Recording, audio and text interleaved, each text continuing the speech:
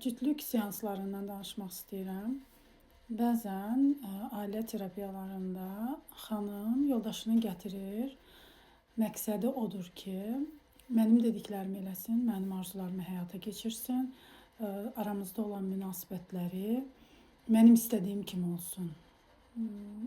Yəni bu zaman psixoloq, professional psixoloq nəyə baxır? Ailə terapiyasında qadının arzularını həyata keçirməyin yeridirmi? Ümumiyyətlə qadının həqiqətənmi haqlıdırmı? Özü o kişinin yerində olsa, yoldaşının yerində olsa, onun arzularını yerinə yetirər o.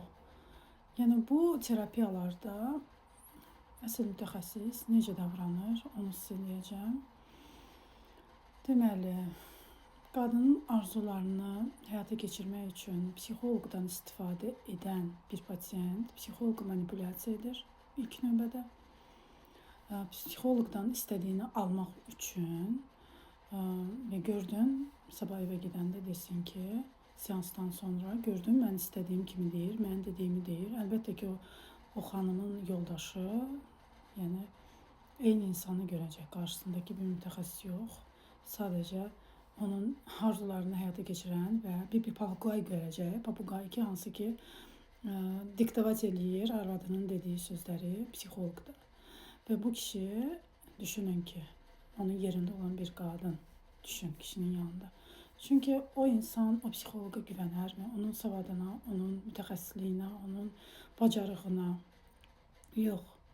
Psixoloq adekvat bir insandır.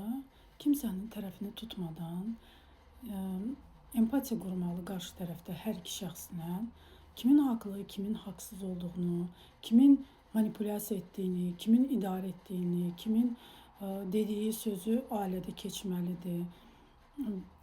Yəni bu işdən manipulyasiya ilə məşğul deyil birinci psixoloq. Pasiyent də psixoloq manipulyasiya edirsə, bu artıq ciddi bir problemdir. Demək ki, pasiyentdə ego yüksəkdir, manipulyasiya yüksəkdir, özünü bəyənmək yüksəkdir və bu ailədə ciddi problem sadəcə qadından irəli gəlir. O zaman bu ailəyə kömək etmək olur ki, qadın özünün etdiyi davranışların fərqinə varsın və davranışları fərqinə varandan sonra terapiya gedə bilər. Yüksək ego narsistik şəxsiyyət pozuntusunu bir ailəni davam etdirə bilməz. İnsan özündə problemi həll etmək istəmirsə, egosunu əzmək istəmirsə, onu məhv etmək istəmirsə, heç bir yerə bu yüksək ego ilə çata bilməzsən. Yəni, mən bacarıram, mən bilirəm, mən ağıllıyam. Bununla heç yana getmək mümkün deyil. Sadəcə itirə bilərsən. Ona görə də ailə problemləri olan zaman hardadır kişidə problem, hardadır qadının nəyəsə icazə verməsi, normaldır, normal deyil. Bunların hamısını mütəxəssis açıb göstərməlidir. Harda kişi davranışları doğru deyil, harda doğrudur, harda qadının davranışları doğru deyil, harda doğrudur.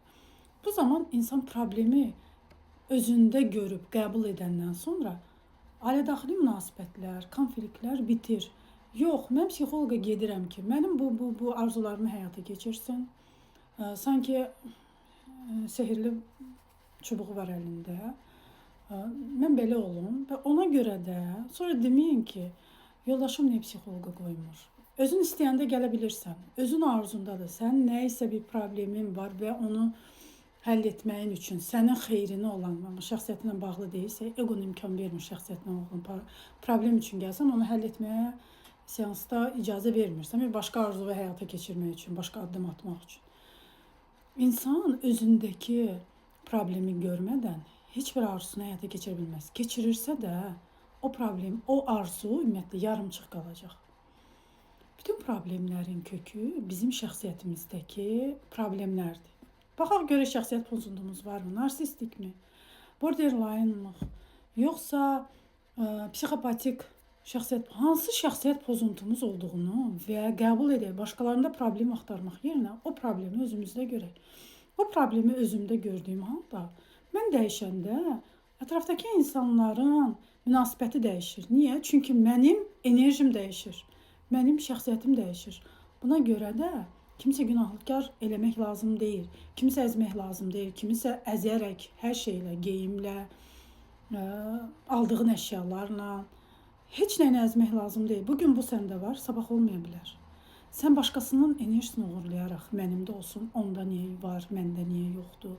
Bunu uğurlamaqla məşğulsansa, onun üzərindən sən öz həyatını qurursansa, inan ki, o qurduğun axırıncı daşı qoyduğun halda parça-parça olacaq və onda kimsə günahkar bilmə. Bütün qarşımıza çıxan problemin səbəbini, niyə bununla qarşılaşdım deyəndə özündə axtar. Hansı səhv daş qoymuşdum, hansı səhv işi görmüşdüm və bu işarə nə üçündür? Bu işarədən çıxmaq üçün, cavabını tapmaq üçün, bu işarənin nəticəsini görmək üçün mənə yol göstərir. Allahım deyərək sən yolu başlaya bilərsən. Yoxsa filan kəs idi burada günahkar. Günahkarı özündə axtarsan, kimsə səndə problem görməz. Bir də ən vacib məsələ odur ki, kimsənin sahib olduğu istənilən bir şey olsun. Ən xırda bir şey. Məsələn, nə qəşəng sırğadır, nə qəşəng filan şey var, nə qəşəng filan şey var. Onu uğurlamağa çalışma. Sən bil ki, onu uğurlasan, səni hansı resursun əldən gedəcək. Onu etdiyin halda əziyyət çəkib və yaxud da ki, əziyyət çəkməyib, əldə etdiyin ən xoş halını uğurladığın kimi əlindən alınacaq. Kimsənin resursuna girməyin, kimsənin haqqına girməyin, kimsənin evinə girdiyiniz halda nəysə görməməzlikdən gəlin, görüb gözünə soxmayın. Bu niyə belədir, bu niyə elədir? Ana-uşaq münasibətlərində problem olur. Ana uşağın, qızın evinə gəlir, və yaxud da oğlunun evinə gəlir, hansına daha çox ərk edirsə, sözünü daha çox deyirsə və qorxmursa şuuraltıda, o uşaqla problem yaşayır. Niyə evi belə təmiz saxlamırsan, niyə qablarını yumuyub, nə bilim, niyə sən beləsən, sən eləsən, bunu axtarma, başa düşürük. Bu karmanı, bu problemi öz ananla yaşamısan və uşağınla da davam edib, eyni senarini sənin uşağın da öz uşağına edəcək. Bunun fərqinə vardığımız halda sən bu oyundan çıxmış olursan, şuuraltın bitirir bu vəziyyəti. Sən qızının evinə gəlirsən, onunla konflikt yaşamaq üçün nəysə yerində olmadığını və onunla şikayət edirsənsə, sən bil ki, onunla münasibəti düzəltə bilməyəcəksən. Düzəltməyin üçün görməzdən gəl.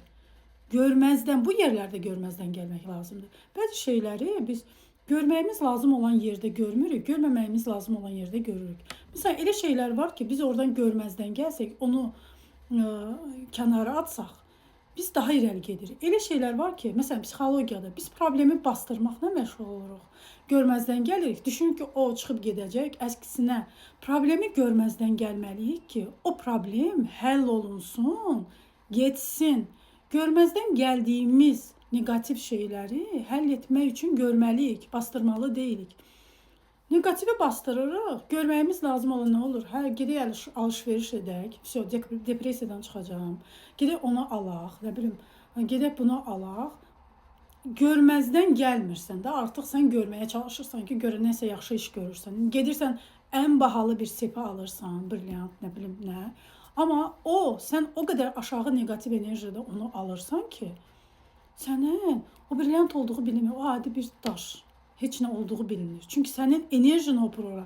Nə qədər bahalı alsan da, nə qədər brend alsan da, hardan almağından asılı olmayaraq bir əşyanı alanda yüksək enerjide alın. Depressiyada alış-veriş etməyin.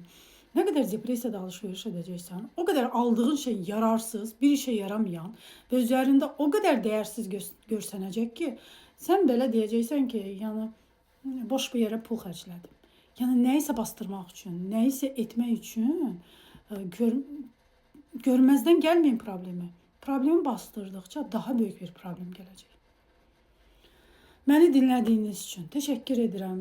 Bir neçə problemləri bir yerdə, bir anda, bir enerjide sığdırdığım üçün, yəni üzürlü sayın nəyisə bir yerə, yəni bütün problemlərdən danışdığım üçün sadəcə bugün bu enerjidəydim. Ona görə təşəkkürlər dinlədiyiniz üçün. Bəyənsəniz davam edəcəm bu formatda. Təşəkkürlər.